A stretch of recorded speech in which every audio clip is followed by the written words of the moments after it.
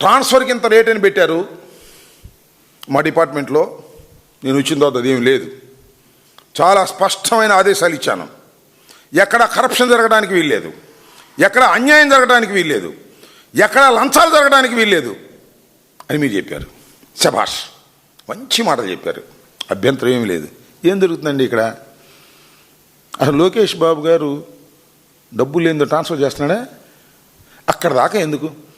మీ శాఖ అంటే పవన్ కళ్యాణ్ గారి శాఖ కాదు, జనసేన శాఖ, పౌర సరఫరాల శాఖ.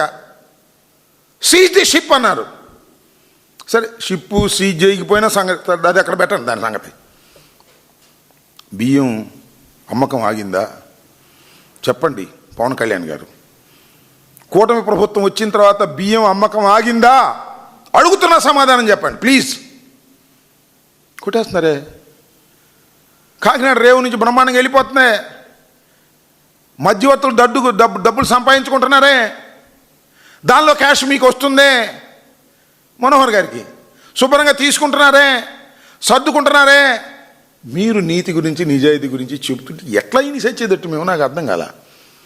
నీతి గురించి నిజాయితీ గురించి బ్రహ్మాండంగా మీరు చెప్తున్నారు, ఉపన్యాసాల్లో అద్భుతంగా చెప్తున్నారు. మమ్మల్ని తొక్కి నారదీస్తామని అంటున్నారు. మిమ్మల్ని ఏం అనకపోయినా అంటున్నారు. ఎక్కడి నుంచో తెచ్చుకుని అంటున్నారు. మా చంద్రబాబు నాయుడిని అంటారా అనేటువంటి పద్ధతుల్లో మీరు మాట్లాడుతూ ఉన్నారు. మీరు కాపు కాయండి చంద్రబాబు నాయుడు గారికి, మాకు ఏ విధమైన అభ్యంతరము లేదు. మీరు ఎన్ని సంవత్సరాలు కావాలంటే అన్ని సంవత్సరాలు మీరు చంద్రబాబు నాయుడు గారిని కాపు కాస్తూనే ఉండండి, మాకు అభ్యంతరం ఏమీ లేదు. మేము ఇప్పుడైనా వైఎస్ఆర్ కాంగ్రెస్ పార్టీ జగన్మోహన్ రెడ్డి గారు సింగిల్గానే పోటీ చేసి అధికారంలోకి వచ్చారు. ఓడిపోయినప్పుడు గెలిచినప్పుడు కూడా సింగిల్గానే వచ్చారు, వస్తారు కూడా. వచ్చే రోజున ఏ విధమైన సందేహము లేదు.